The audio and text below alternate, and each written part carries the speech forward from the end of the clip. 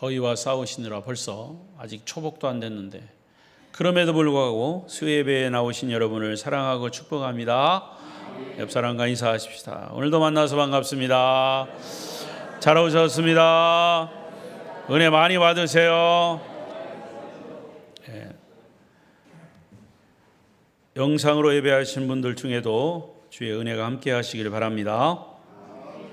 오늘 말씀의 주제는 여기 있습니다. 다 같이 큰 소리로 하십시다. 시작. 그리스도인의 승리를 확신하라. 한 번 더. 그리스도인의 승리를 확신하라. 저와 여러분은 그리스도인입니다. 크리스찬, 그리스도인. 그러면 그리스도인은 언제 어디서나 승리를 확신해야 합니다. 오늘 성경은 그것을 가르칩니다. 무엇에 대한 승리냐? 무엇이든지의 승리입니다. 특히 영적 싸움, 사탄과의 싸움에서도 승리, 모든 상황에서도 승리, 승리가 여러분의 것이기를 확신하시기를 바랍니다. 사람은 믿음이 중요합니다. 확신은 확실히 믿는 거잖아요. 믿음이 있는 자는 힘이 있습니다. 용기가 있습니다. 믿음이 있는 자는 실패자와 같이 낙심하지 않습니다. 그래서 승리를 확신하면 우리가 부족할 것이 없는 겁니다. 이미 우리는 승리한 자들입니다. 승리한 자들이 이렇게 아멘이 시원찮아요? 우리는 승리한 자들입니다. 그렇게 승리를 확신하고 승리를 확신하는 자에게 역시 그 승리의 결과가 오는 겁니다. 구약 성경 사사기에 보면 기드온 300명 용사의 이야기가 나옵니다. 기드온 300명 용사와 맞서 싸우던 미디안 군대의 이야기죠. 미디안 군대는 숫자나 그 군사 병사들의 훈련 상황이나 가지고 있는 무기들은 이 기드온 300명 용사와 비교할 수가 없어요. 수백 배, 수천 배를 압도하고 있었습니다. 그런데 하룻밤에 미디안 군대 군인 한 사람이 꿈을 꿨습니다. 아니, 미디안 군대 군인이 꿈을 꿨다니까 왜 여러분이 꿈을 꾸려고 그래요? 벌써 잘 보세요. 정신 차리시고. 무슨 꿈을 꿨냐? 보리떡 한 덩어리가 미디안 그 군대 진영으로 굴러 들어왔어요. 그러다 미디안 군대 진영이 한순간에 와장창 무너지는 그런 꿈이었어요.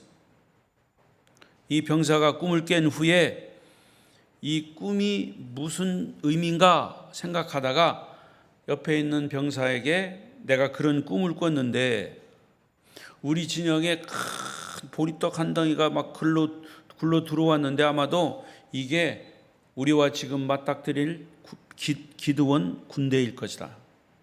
근데 그 보리떡 한 덩이가 우리 이렇게 진치고 있는 이 막사에 군인들이 지금 자고 있는 이 막사에 들어와 가지고 그 막사를 다 초토화시켰다.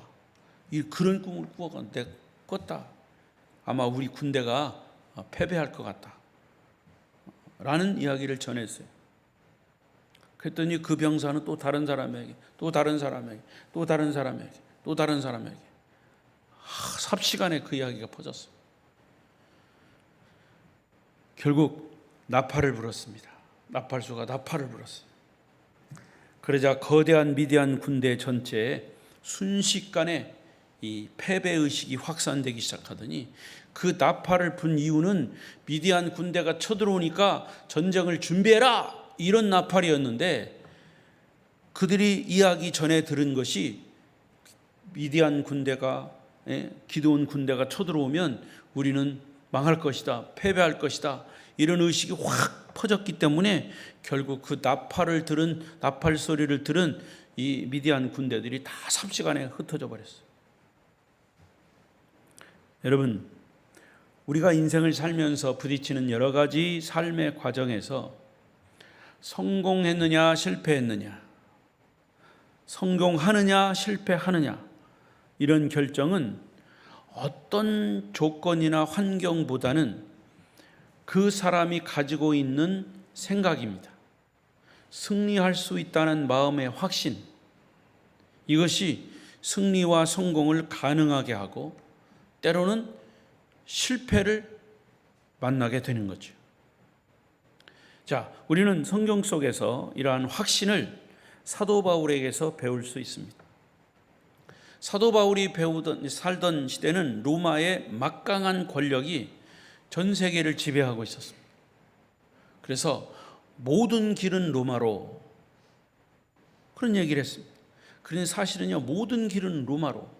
아이러니하게도 그런 로마의 힘을 빌려서 사도 바울이 복음이 로마에 전해지면 그 복음이 로마의 강력한 힘을 가지고 전 세계에 빨리 퍼질 것이다, 이런 생각을 가졌어요.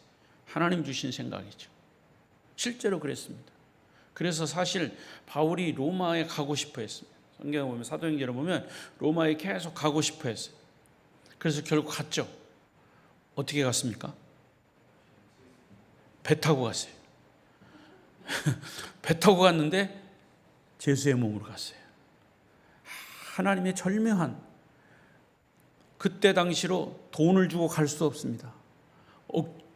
갈 수도 없었습니다. 배를 또 타고 간다는 것은 그 상상할 수 없는 얘기. 근데 죄수의 몸으로 가니까 돈 안 들죠. 데려다 주죠. 호송하는 군인들이 있죠. 참, 결국에 로마에 갔어요. 로마에 가서 복음을 전하게 됐죠. 그러니까 그는 누구나 개인적으로 예수 믿고 신앙생활을 하는 과정 속에서도 바울처럼 궁극적인 승리가 반드시 가능하다고 믿었습니다. 바울이 본인이 그렇게 믿고 있으니까 로마서를 기록하면서 이것을 계속 강조한 거예요. 자, 37절을 보십시다. 시작. 그러나 이 모든 일에 우리를 사랑하시는 이로 말미암아 우리가 넉넉히 이기느니. 할렐루야. 넉넉히 이긴다, 승리한다는 말이죠. 이 말씀을 통해서 우리는 바울 사도의 승리에 대한 확신을 볼 수 있습니다. 이것은 저와 여러분의 확신이 되시기를 바랍니다. 복음은 세계를 바꿀 것이다, 이것이 바울의 확신이었어요. 아니, 이미 바꿨습니다. 성도 여러분의 인생 삶에서도 여러분 개개인을 향한 하나님의 계획이 다 있지만 그 계획은 반드시 성취될 것인데 어떻게 성취되느냐? 승리로 성취된다. 승리의 성취이다. 하나님의 계획은 승리의 성취입니다. 할렐루야. 그러면 이 승리에 대한 확신의 근거가 뭐냐? 첫째, 하나님의 주권에 대한 확신. 시작. 하나님의 주권에 대한 확신. 하나님의 주권이라는 게 뭡니까? 하나님이 주인된 권리란 말이죠. 하나님은 창조주이시고 우리 인류의 주인이십니다. 엿장수가 엿가락 이 가위를 몇 번 두들겨? 요즘 그런 경우는 없어요. 근데 옛날에 엿장수가 가위를 두들겼어요. 그럼 두들기면 사람들이 그 소리를 듣고 엿장수가 왔구나, 이렇게 생각합니다. 몇 번 두들겨요? 근데 여러분, 저는 그걸 알아요. 엿장수가 자기 제자를 데리고 다녀요. 옛날엔 그랬어요. 직업이 많지 않았으니까. 그래서 제자를 데리고 다니면서 가위를 두들겨요. 그럼 제자는 그걸 보고 있다가 우리 주인이 저걸 몇 번 두들기나, 이게 잘 모르겠거든. 그러니까 물어봤어요. 주인어른, 그거를 몇 번 두들겨야 됩니까? 몇 번 두들겨야 애들이 많이 나옵니까?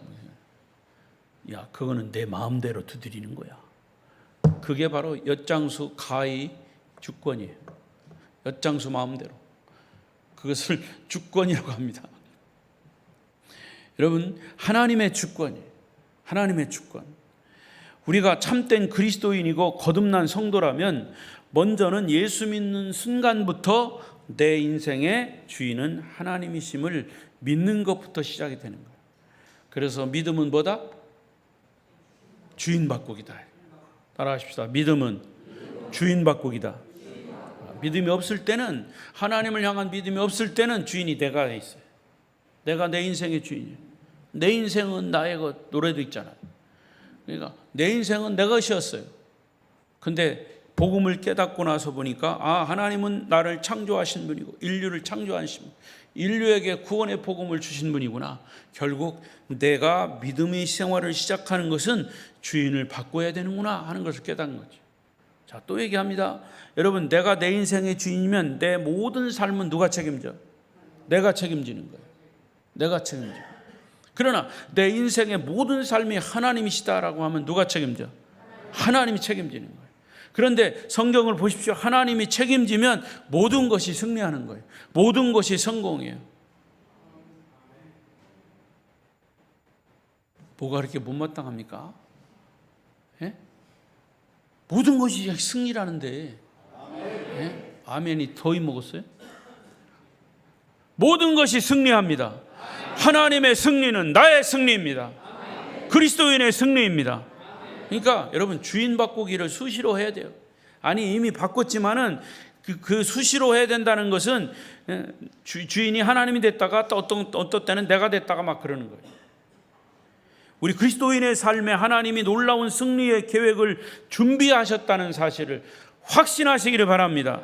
자, 28절을 보십시오. 시작.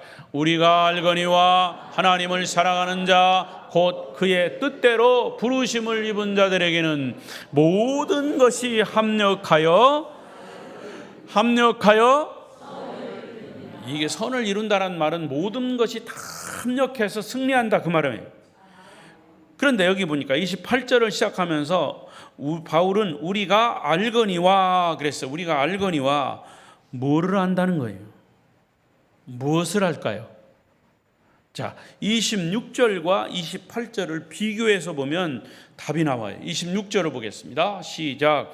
이와 같이 성령도 우리의 연약함을 도우시나니 우리는 마땅히 기도할 바를 알지 못하나 오직 성령이 말할 수 없는 탄식으로 우리를 위하여 친히 간구하신다. 여기 우리가 마땅히 기도할 바를 알지 못한다. 26절에는 그랬고요. 바울은 우리가 알거니와 28절에서 그랬어요.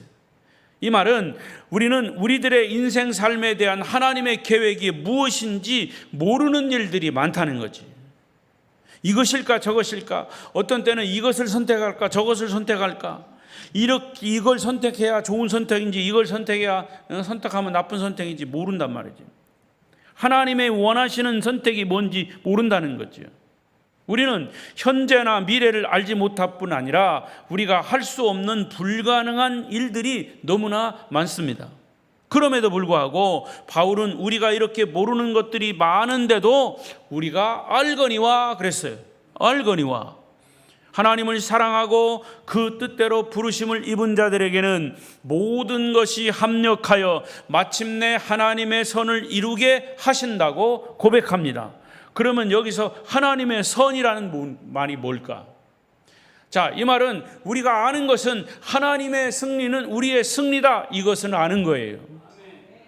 어떤 때는 기도할 바를 알지 못하지만 성령이 나를 기도하게 하시고 친히 간구하게 하십니다.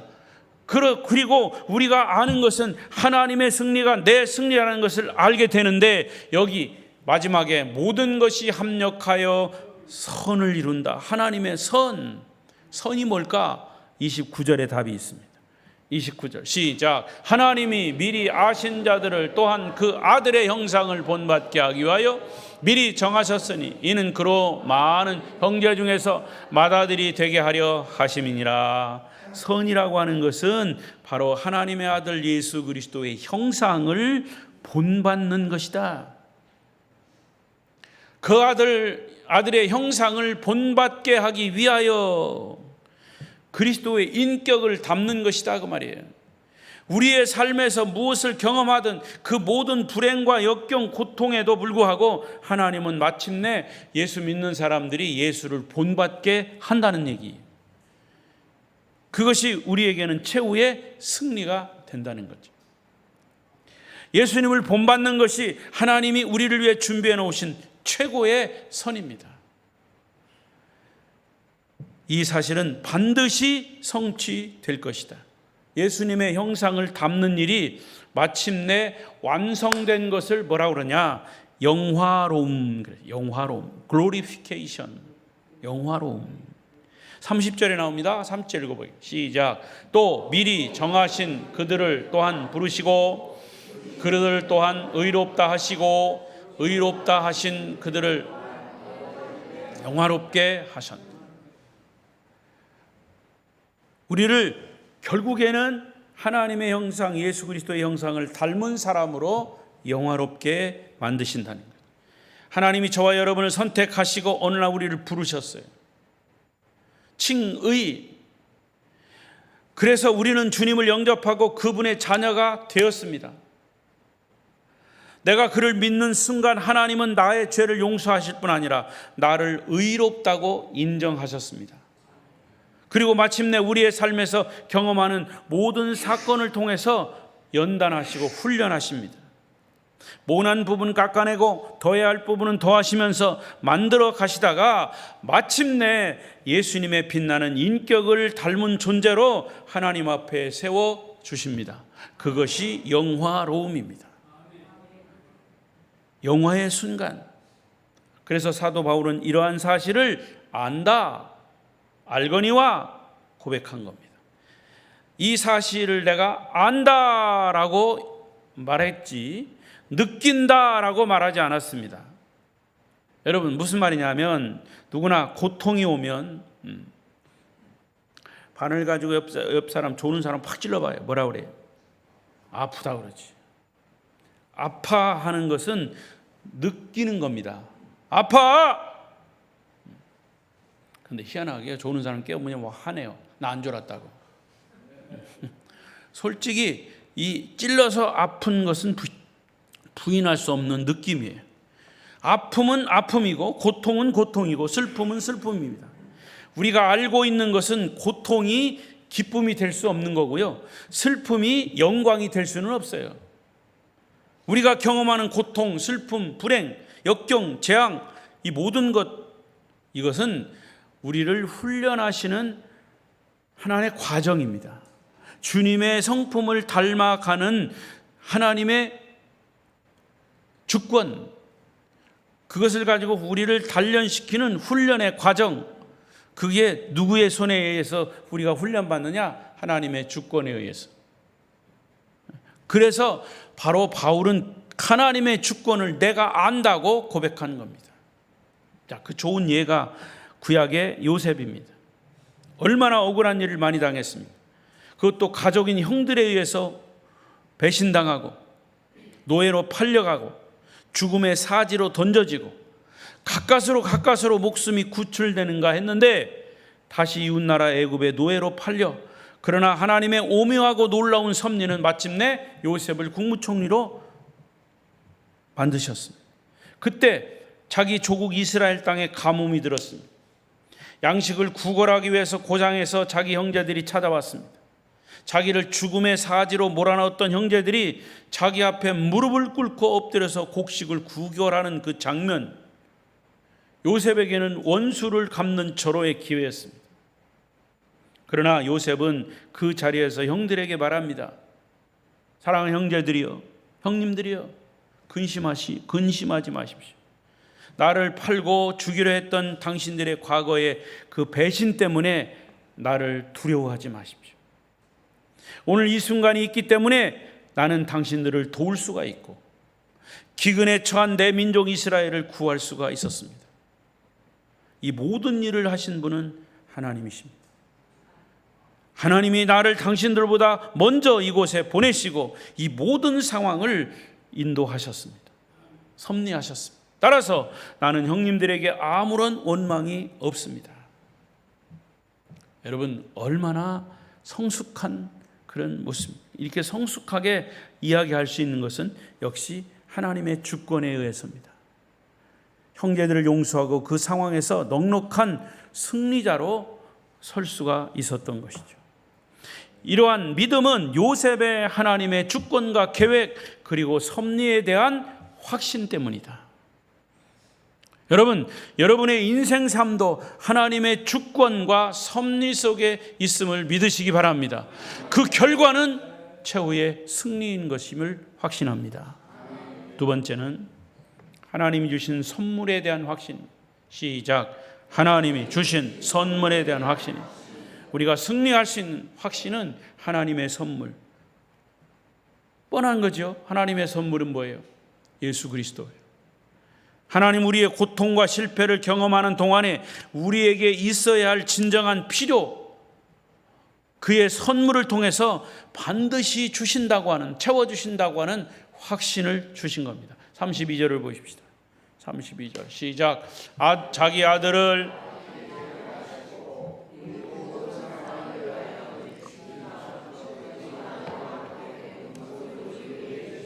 하나님이 우리에게 주신 선물 중에 최고의 선물은 베스트 프레젠트, 독생자 예수 그리스도. 할렐루야. 우리 인생의 삶의 여정 속에서 겪는 역경, 고난, 비바람, 폭풍우를 만났을 때 우리는 더 많은 것들을 필요로 합니다. 그래서 성경은 약속하고 있습니다. 독생자를 우리에게 아낌없이 선물로 주신 하나님이 우리의 필요로 하는 모든 것을 채우시지 않겠느냐. 이때 우리는 언뜻 생각하기를 하나님이 모든 것을 주신다고 하니까 물질도 주고 명예도 주고 권력도 주고 뭐 등등 이런 것만 생각합니다. 그것은 물질주의의 지배를 받고 있는 현대인들의 사고 때문에 그렇습니다. 오늘 본문에 모든 것이라고 그랬습니다. 모든 것, 이 모든 것에 대한 바울의 견해는 굉장히 이것저것이 아니라 일관성이 있어요. 28절 다시 보면 우리가 알거니와 하나님을 사랑하는 자, 뜻대로 부르심을 입은 자들에게는 모든 것이 합력하여 선을 이룬다. 모든 것의 궁극적인 목표는 뭐냐? 하나님의 아들 예수 그리스도를 본받는 데 필요한 모든 것입니다. 그래서 32절에 그걸 강조한 거예요. 예수님을 닮기 위해서 필요한 모든 것은 어떤 것이냐? 때로는 고난이요, 불행이요, 역경이요, 오히려 억울한 사건들이 나를 그렇게 훈련하고 있지만 결국에는 여러분이 주님께 사랑받는 자요, 부르심을 받는 자라면 하나님은 이 모든 것을 통해서 여러분들이 예수님의 빛나고 아름다운 인격을 본받게 하시기 위함이다. 그 인격을 본받기 위해서 우리에게 필요한 성령의 9가지 열매들 주셨습니다. 사랑과 희락과 화평과 오래 참, 자비, 양선, 온유, 충성, 절제. 하나님이 저와 여러분에게 필요한 모든 것을 채워주시는 것은 돈을 많이 주셔서 부자로 만들겠다는 것이 아니라 예수 그리스도의 모습을, 삶을 본받는 데 필요한 모든 것들을 주시겠다는 이야기입니다. 이 점이 바로 우리의 삶의 승리를 확신하는 근거가 되는 것입니다. 하나님 우리에게 예수님을 최고의 선물로 주셨음을 확신하시기를 바랍니다. 이것에 대한 확신은 결국엔 승리에 대한 확신입니다. 그래서 여러분은 다른 건 다 놓쳐도, 돈을 잃어버리고 권력을 잃어버리고 명예를 다 잊어버려도 예수를 잃어버리면 안 돼요. 세 번째, 그래서 세 번째는 이것입니다. 시작. 하나님의 사랑에 대한 확신. 하나님은 저와 여러분을 위해서 하나님의 놀라운 계획을 가지고 계시고 그 계획을 반드시 성취하십니다. 그것의 확실한 근거가 뭐냐? 37절이에요. 시작. 그러나 이 모든 일에 우리를 사랑하시는 이로 말미암아 우리가 넉넉히 이기느니라. 바울이 우리가 넉넉히 이길 수 있다라고 하는 근거는 모든 일에 우리를 사랑하시는 이 하나님이시다 말이죠. 모든 일에 우리를 사랑하시는 하나님. 그 하나님 때문에, 그 하나님으로 말미암아 우리가 승리할 수 있습니다. 그 하나님의 뭡니까? 하나님의 사랑이죠. 하나님의 사랑의 최고의 절정이 뭡니까? 예수 그리스도의 십자가와 부활입니다. 하나님의 사랑은 영원하십니다. 오늘의 삶의 현장에서 우리가 경험하는 아픔, 고통, 손해에도 불구하고, 나의 실패함, 나의 무지함, 나의 영적인 불순종에도 불구하고 하나님은 나를 사랑하시되 끝까지 사랑하시는 하나님의 계획이 성취되어서 승리할 것을 믿으시기 바랍니다. 여러분, 우리에게 어려움이 있다 할지라도 하나님의 사랑은 계속 진행되고 있습니다. 하나님의 사랑은 진행형입니다. 하나님의 사랑의 진행형을 여러분들이 가로채야 됩니다. 다른 거 가로치려고 생각하지 말고 하나님의 사랑을 가로채십시오. 그 하나님의 사랑은 지금도 운행하고 있습니다. 이러한 하나님의 영원한 사랑이 여러분의 승리가 될 수 있는 또 하나의 중요한 근거가 되는 것입니다. 그래서 바울은 이 본문의 중요한 명제 앞에서 이렇게 질문합니다. 35절 시작. 누가 우리를 그리스도의 사랑에서 끊으리요? 환난이나 곤고나 박해나 기근이나 적신이나 위험이나 칼이라. 누가 우리를 그리스도 사랑에서 끊을 수 있습니까? 나를 사랑하시는 그분의 사랑을 끊을 수 없습니다. 단적으로 얘기하는 거예요. 이렇게 질문하는 것은, 이런 질문은 오히려 더 그렇지 않다라고 하는 부정을, 긍정을 강조하는 거죠. 아주 도전적인 질문입니다.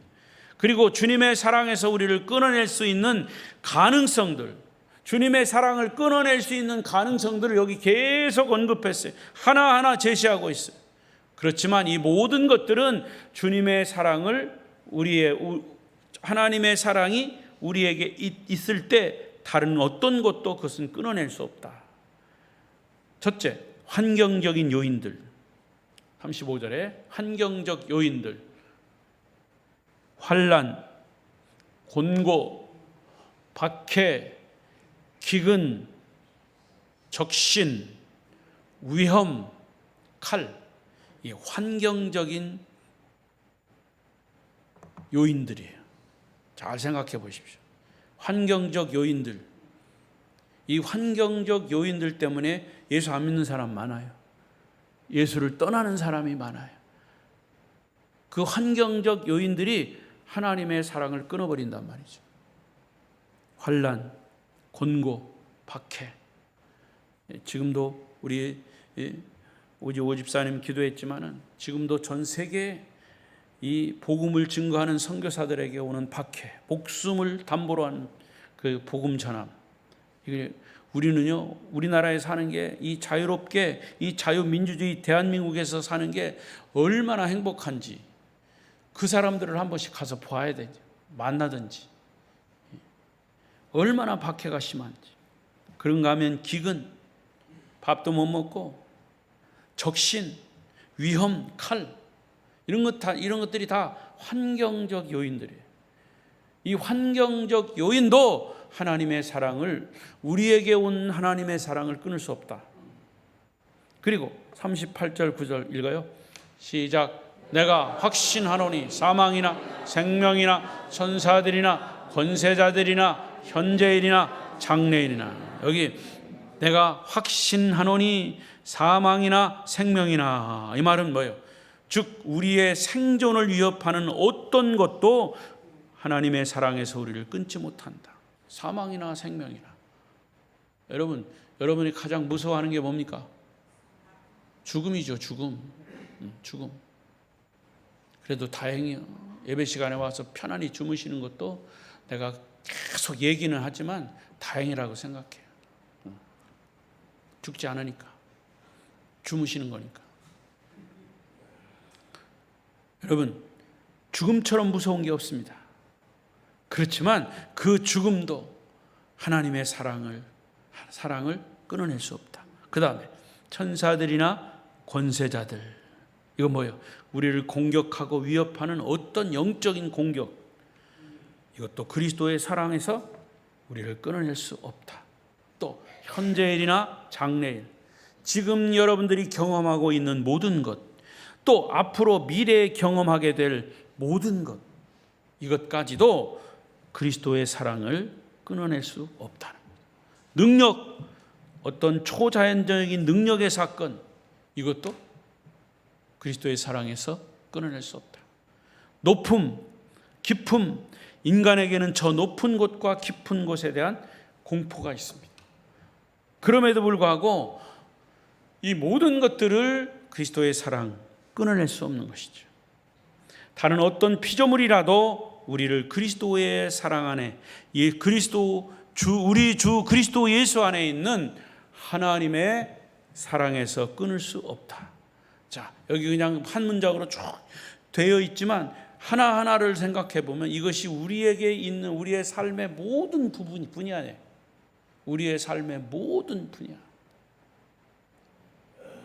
이 뒤에 보니까 중국인가는 막 이만한 이 우박이 떨어졌더라고요. 이만한 우박이, 예? 폭탄처럼 막 떨어졌어요. 그런가 하면 막 태풍이 불어가지고 막 지붕이 날아가고 건물이 무너지고, 이런 현상들이 막 지금 세계 곳곳에서 일어나고 있어요. 지금 아직 초복도 안 됐는데 정말 더워가지고.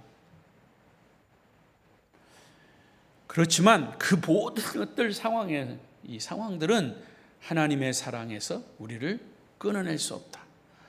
그 확신 때문에 여러분도 이 예배 자리에 나오신 줄로 믿습니다. 아주 단호한 확신을 하고 있어요.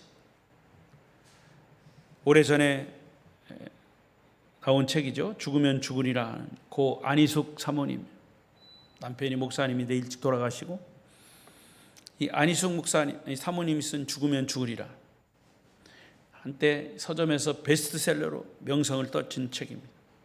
그 책에 보면 이 사모님은 일제차에 6년 동안 아주 극심한 감옥살이를 했어요.